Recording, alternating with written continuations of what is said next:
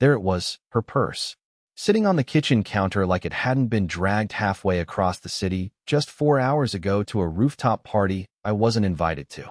She never leaves it in the kitchen. Never. Della's the type who aligns her things on the entryway table like a crime scene photo. Phone, keys, purse, always in that order. But not tonight. I didn't touch it. Not at first. I stood there staring at it like it had teeth. Like it might growl. Her laughter drifted down the hallway. She was brushing her teeth. Humming. That same off-key version of Fleetwood Mac she hums when she's drunk and pretending not to be. I should have walked away. Should have gone to bed like a normal husband who trusts his wife. Instead, I just stood there, watching the purse. Like it owed me an answer. And then, I opened it. Not because I'm proud of myself. Not because I think I had the right. But because I already knew what was inside. The ring I had slipped into that zippered pocket myself. Along with the note. You know the one. If you're reading this, you already know what this means. It wasn't a threat. Wasn't a goodbye. It was just a mirror. I wanted her to see it and see herself. But the purse was still zipped. Which meant she hadn't seen it. Which meant something worse. That she hadn't needed to. She didn't open her purse because she didn't need a touch-up. Didn't need her wallet. Didn't need anything from home. Because maybe, just maybe, everything she needed had been standing right there next to her on that rooftop. Not me. Hollis. She told me about the party like it was nothing. Work thing. Champagne and awkward toasts. But I saw the invite when she left her laptop open. Celebration for Hollis. Promotion and team appreciation night. With hearts. Plural. I heard the toothbrush stop. She was done. I let go of the purse. Stepped back like it had burned me. And just before she turned the corner, I said, "Did you have fun?" She paused, smiled too slowly, and said, "It was fine. Not great. Not boring. Just fine." But her earrings were missing. Her heels were still on. And her voice, it had that post-lie softness. Like a pillow pressed over a scream. I didn't say another word. Because I knew. Tomorrow morning, when she'd reach into that purse and find what I left, the Real story would begin. The silence in our house that night was almost performative, like she wanted me to notice how quiet she was. No clinking glass, no casual good night, no mention of the party. She walked past me barefoot, clutching her phone like it was a lifeline, and disappeared into the bedroom. I stayed in the hallway, staring at the shadows of her heels near the door. One of them was slightly crooked. That never happened. Della lined up her shoes like soldiers. Perfect, precise, symmetrical. But this time, she had slipped them off in a rush. I should have gone to bed. I should have pretended I believed it was fine, and let the night dissolve like any other passive-aggressive evening between two people trying not to start a war. But my brain wouldn't shut up. Because here's the thing, it wasn't just the purse being out of place. It was what wasn't there. Her perfume. She always smells like cardamom and vanilla when she goes to those parties. Not overpowering, just enough to say, I'm confident, but not trying too hard. But when she walked past me, nothing. Not even deodorant. And I know that sounds stupid, but when you live with someone long enough, their scent is part of your map of safety. And she didn't smell like home. She smelled like someone who had washed off something else. I stood there for maybe 15 minutes. Just thinking. Just breathing. My mind was folding in on itself, overanalyzing everything. The way her voice cracked when she said fine. The fact that she didn't ask me about my evening like she usually fake does. Even the way she avoided looking me in the eye. Eventually, I walked into the living room, sat down on the couch, and stared at nothing. But my ears were tuned, like a wolf in the woods. I heard her open her drawer. Rustling. A zipper. I knew that sound. The inner lining of her purse being pulled open. And then, nothing. No gasp. No footsteps. No shout. Just silence. Until, suddenly, the bedroom door creaked open. And she walked out, pale, like she'd seen a ghost in her own hands. Her fingers were clenched around something. I didn't need to guess. It was the ring. She stood across the room from me. No words. Just that sharp, icy tension that lives right before a car crash. Her lips were parted like she wanted to say something. Maybe deny it. Maybe laugh it off. But she didn't.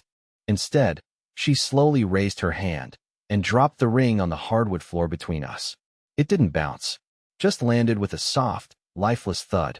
Then she said something I'll never forget. Not why did you do this? Not it's not what you think. No, she said. How long have you known? And I knew. Without question, she was guilty. How long have you known?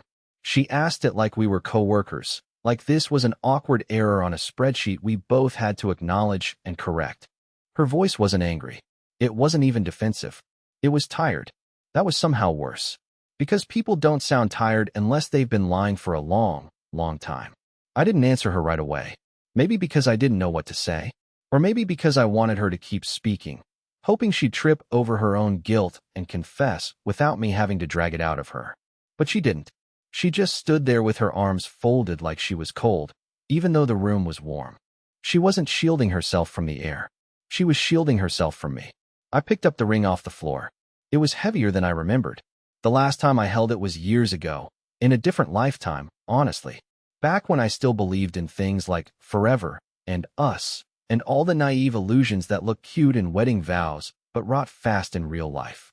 I turned the ring over in my palm, stared at it, then finally looked up and said, I didn't know. I suspected. There's a difference. She blinked. Just once. But it told me everything. Because if she had been innocent, she would have exploded. Denied. Screamed. Demanded proof. But instead, she folded. Quietly.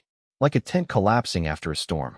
She sat down on the farthest edge of the couch, her back straight like she didn't want to touch the cushions. I stayed standing. I wanted her to look up at me and feel the imbalance. The way I'd felt for the past 3 months while she drifted in and out of our life like a guest. Then she said it. I didn't plan it. You need to know that. I laughed. Not a big laugh. Just the kind that escapes before your brain catches it. Because that sentence, right there, is the oldest lie in the book. Affairs aren't car accidents. They don't happen because someone tripped and fell into another person's bed. Affairs are calendars, text threads, lunch receipts, secret playlists, silent phones face down at dinner. You didn't plan it, I repeated. She nodded. I didn't. Okay. But you followed through, didn't you? That hit her. I watched her jaw tense. Her hand went to her mouth, then dropped. For a second, I thought she'd cry. But no, not Della. She doesn't cry when she's guilty. She becomes clinical. Like she's rewriting the narrative in real time, editing herself as she goes. She looked at me then, really looked, and said, it was one night. And that's when my heart broke in a very specific, surgical way. Because only someone who's done something multiple times says it was one night on the first confession. I didn't even flinch. I just nodded slowly and asked the only question I really cared about at that point. Was it him? Hollis?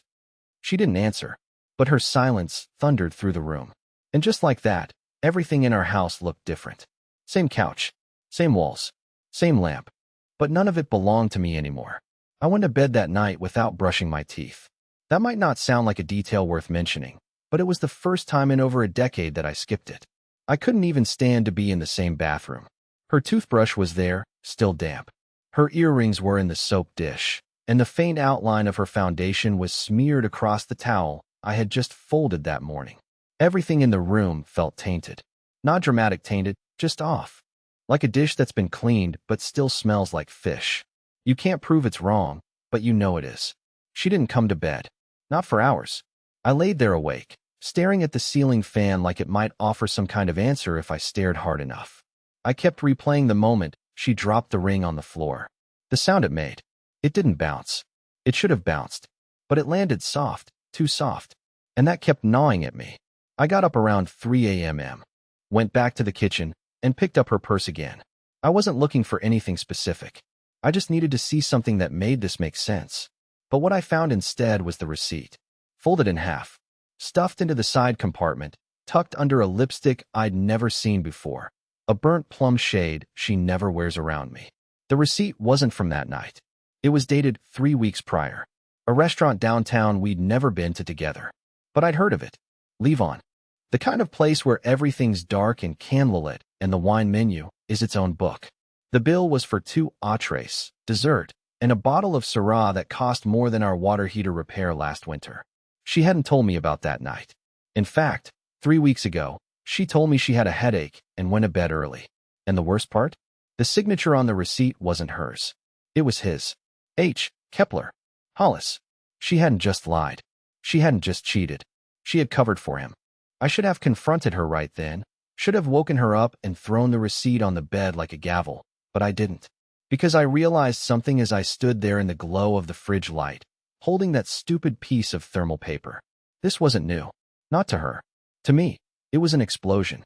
But to her, this was just maintenance. And if she'd been covering for him this well, for this long, what else had I missed? What else had she rewritten while I was busy ironing her blouses and buying her oat milk? My whole body felt like it was buzzing, not with rage. I wasn't even angry anymore, but with this hollow, eerie calm.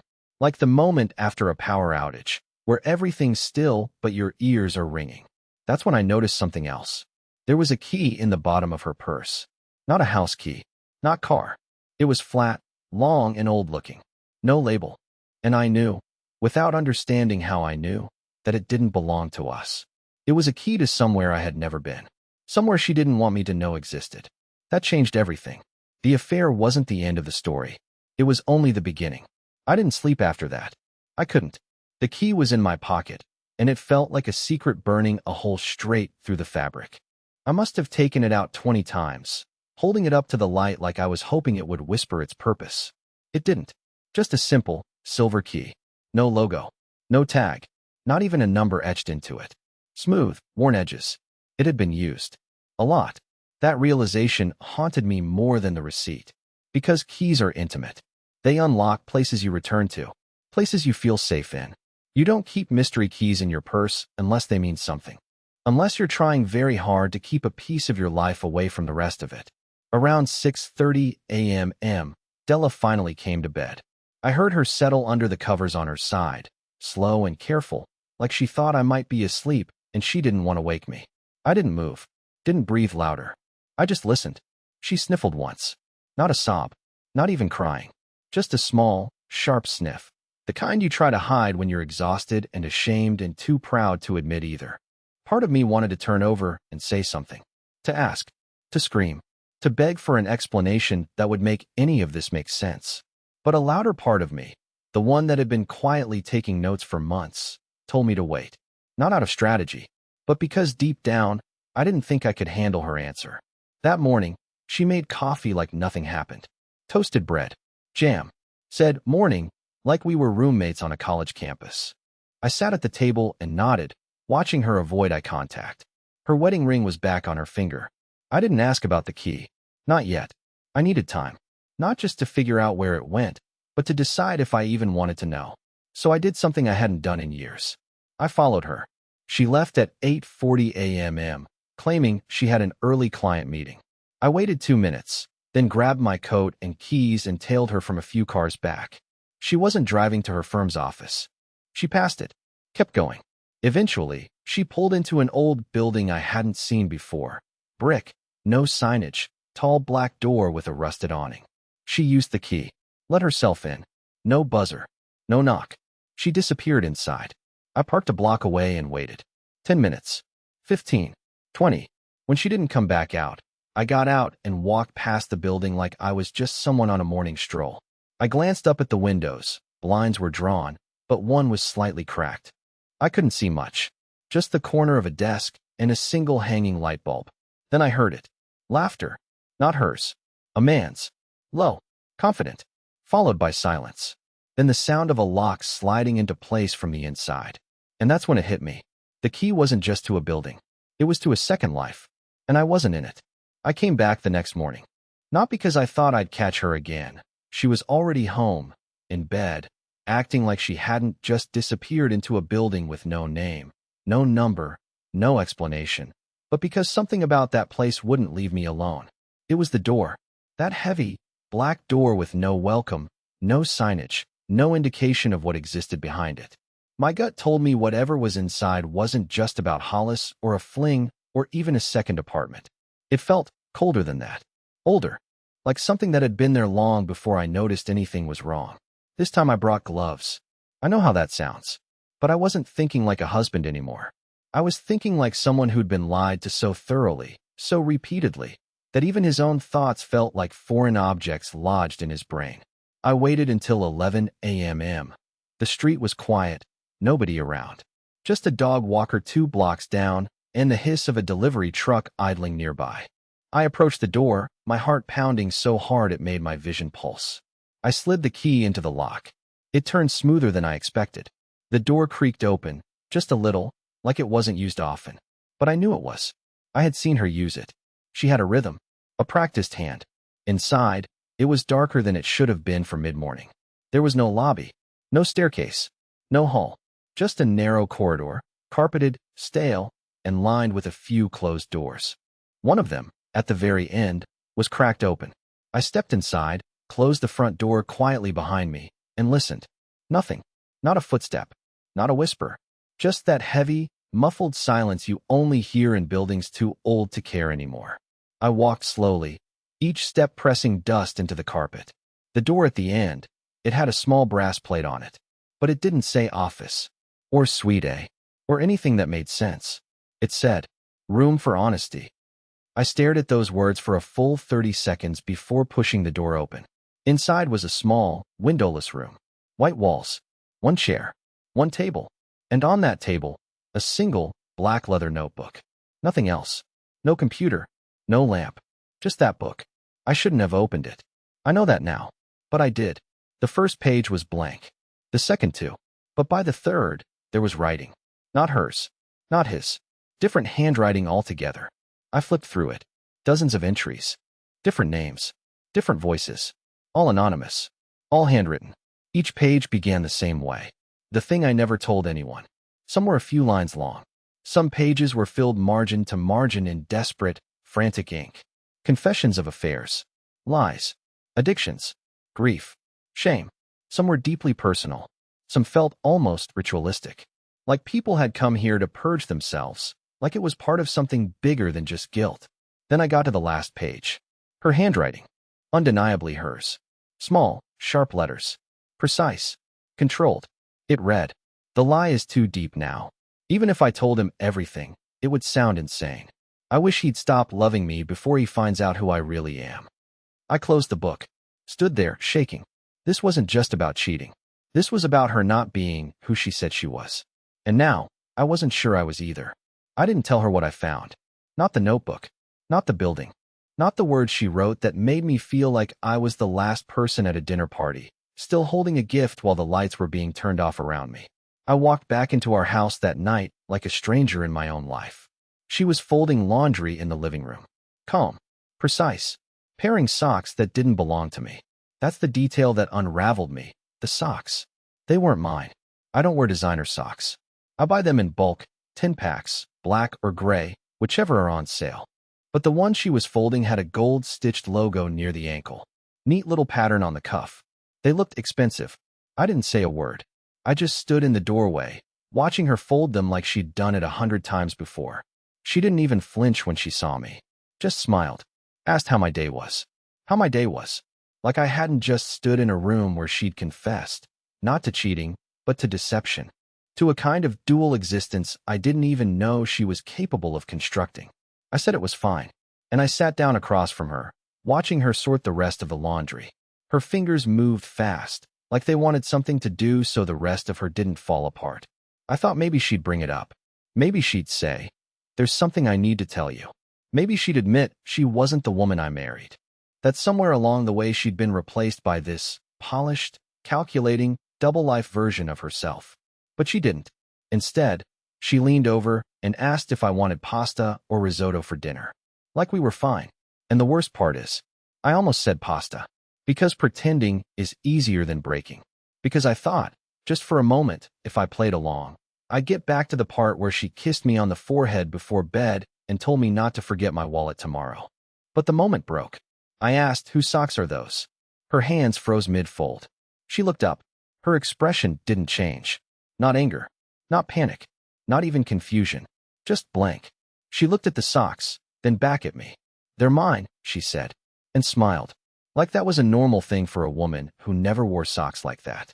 A woman who never wore men's clothing, let alone folded it and left it in the same drawer as mine. "They're mine." I didn't say anything. Not then. Because the scariest thing wasn't that she was lying. It was how comfortable she looked doing it. As if she'd rehearsed this moment. As if she knew I'd ask. That night, I lay awake listening to her breathe beside me. Peaceful. Even. I used to find comfort in that rhythm. Now it sounded like ticking. Like a countdown. And I didn't know what it was counting down to. But I knew I was running out of time. The next morning, I woke up before her. Not on purpose. My body just gave up on sleep. I laid there staring at the ceiling, feeling the weight of everything she hadn't said pressing down on me like invisible snow. Quiet, heavy, relentless. But something was different. She wasn't curled up beside me. She was already up. I could hear her moving around in the kitchen, drawers opening, something sizzling on the stove, soft music from her phone speaker, the playlist we used to listen to when we first moved in together, songs we hadn't played in years. I got up slowly. Each step toward the kitchen felt like I was walking into a final exam I hadn't studied for. She was standing at the counter, back to me, barefoot in one of my old hoodies, scrambling eggs like it was any other Tuesday. She turned before I could say anything. And then, without warning, she spoke. "There's something I need to show you." I didn't speak, just nodded. She reached into a drawer, pulled out a small velvet box, the kind rings usually come in, and placed it on the table. I stared at it, not touching it, just listening to the blood rush in my ears. "It's not what you think," she said softly. I wasn't hiding a gift, or a ring, or anything romantic. She opened the box for me. Inside was a flash drive. Simple, black, unmarked. "I recorded everything," she said. "Everything I couldn't say out loud. I kept trying to explain what I've been going through, but every time I opened my mouth, I felt like I was being ripped in half." I didn't understand. Until she kept talking. "There was no affair," she said. "Not with Hollis. Not with anyone. The socks were his, yes. He stayed at the building sometimes. That place, the one you found, it's a private support project. For people dealing with burnout, anxiety, trauma. A safe space. Confidential. Legal. Protected. He's the therapist. He lets people write anonymously. Some leave messages. Others just sit. Talk. Cry." My jaw tensed. I didn't want to believe it. Part of me couldn't. But her voice wasn't defensive. It was wounded. And real. She continued. "I started going there after I had that panic attack at work. You remember? The one I pretended was just a stomach bug. It wasn't. I blacked out. They called an ambulance. I didn't tell you because I didn't want to look broken. But I was." She stepped closer. "I wrote about you in the book. Because I didn't know how to talk to you. I thought you'd think less of me if I told you I was drowning. I thought love was supposed to look strong, clean, controlled. But I was wrong." And then she said something that cracked the ice in me. "I wish you had just asked me if I was okay, instead of assuming I wasn't loyal." I didn't have words for a long time.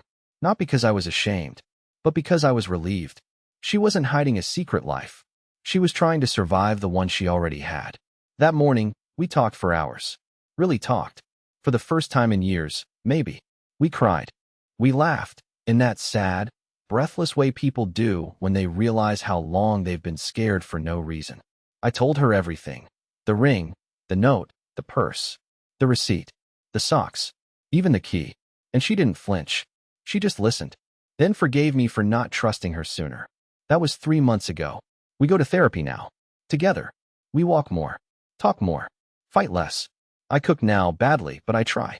And last week, she gave me back the ring I had hidden in her purse. She held it up, placed it in my palm, and said, "Let's start over. Not because we have to, but because we still want to." So I did. I got down on one knee. And this time, I didn't propose with promises of forever. I proposed with one sentence. "Let's be honest, even when it hurts." She said yes. And I finally slept like a man who didn't need to check her purse anymore.